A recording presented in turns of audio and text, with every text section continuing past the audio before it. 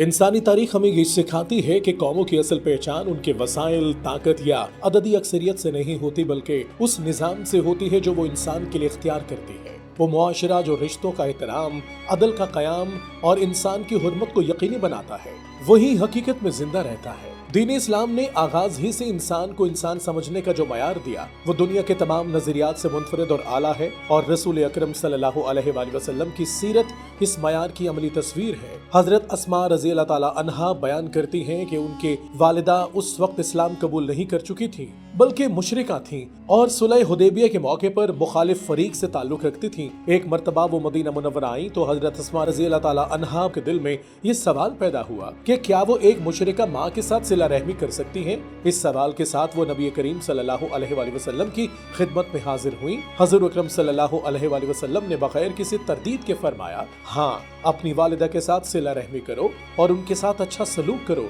ये जवाब महज एक बेटी के लिए नहीं था, बल्कि ये दीन हक के निजाम का वो असूल था जिस पर एक पूरा मुआशरा कायम किया गया। इस वाक़े से यह हकीकत वाज़ेह होती है कि इस्लाम में खूनी रिश्ते अकीदे की बुनियाद पर खत्म नहीं होते। माँ बाप अगर ईमान ना भी लाए हो तब भी उनके दुनियावी हुकूक अदा करना लाजिम है।